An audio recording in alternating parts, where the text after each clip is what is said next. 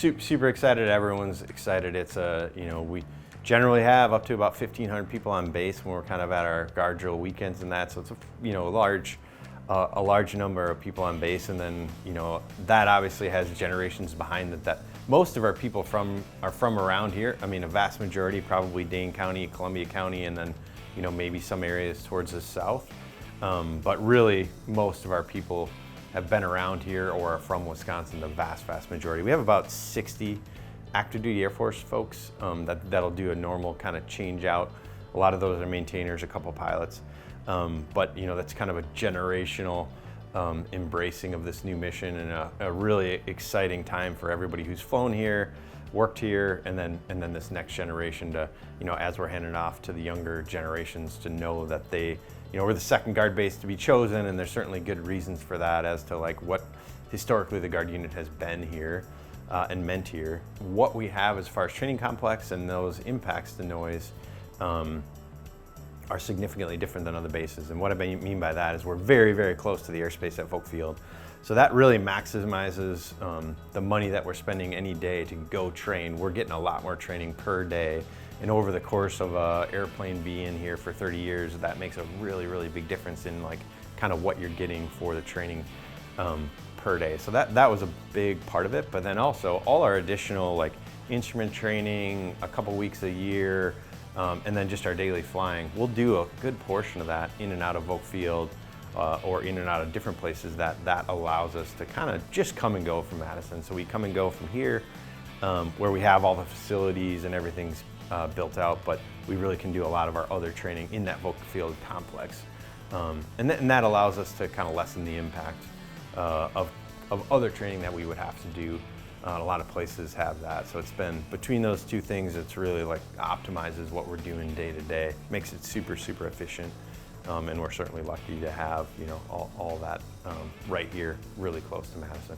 So many of us are from right here, and I grew up going to Gompers Elementary, which is right under one of the traffic patterns right here. And so I've grown up around this airport, and as many of our members have been, and generationally members before that. So we certainly enjoy a lot of support, but it's great for us to get our message out and explain what we're doing to do as much noise mitigation as possible, how we're making an impact on that, and then really understanding what the community's piece is of sharing that information with us, and then us trying to react to that as much as we possibly can. What we've done so far is we modeled both through computer-based modeling, and we have an F-35 simulator that's very accurate to just like flying the real jet. So what we've done is we've designed very specific takeoff and landing profiles to ensure the safety of the pilot at the same time to mitigate noise on the ground and for the surrounding community when we're coming and going to the airport. A lot of locations around the country that employ the F-35 will utilize afterburner takeoffs to launch the aircraft.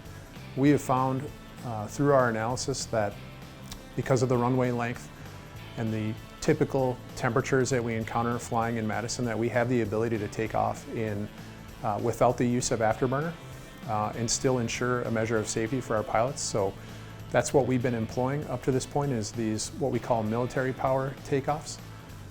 And so to date, we've found that about 2% of our takeoffs have necessitated us to use afterburner, so very low percentage. As far as our climb out procedure when we leave the airport, we've also designed a atypical climb out procedure to mitigate noise. We climb out at a steeper angle to get away from the ground quicker, and we also utilize a lower power setting than what is typical for the F-35. Again, we still meet the measure of safety for the pilot, but we've been able to drastically reduce the noise footprint on the ground by doing this. For the recovery of the aircraft, when we come back from our training mission, what we do is we stay 1,000 feet higher than what is typical for the F-35. So we are several thousand feet above the ground when we come back to the airfield. And then what this allows us to do is when we pitch out, we call it, when we make our turn to our final approach over the airfield, we're able to do this with a very low power setting because of the extra altitude. So the extra altitude on the recovery not only keeps our noise signature higher and mitigated to the public, but then it allows us that altitude to dive down and land with a lower power setting. So really kind of twofold benefits for us in that regard. We love being a part of this community in Madison, and we want to go to every extent that we possibly can to mitigate noise and reduce effects upon the surrounding community. We feel that the F-35 is a great fit for the airport here and for the training resources that we have in the state and the benefits that we can bring. And we really want to create a lasting relationship by being the best stewards of this asset that we can possibly be. And we live in the area and around the surrounding area, and so we have a very vested interest in making sure that we go to every length that we can to make sure that it's a good fit for the community. As you probably heard from Colonel Van Roo and Colonel Gerds, they talked about the operational steps that are being taken by the fighter wing in flying the jets, right? With different flight corridors, flying to the north, noise abatement procedures, all of those things operationally. But I think that we've also found that there are some steps that we can take in order to help folks feel heard and also take steps to help mitigate noise in the community as well.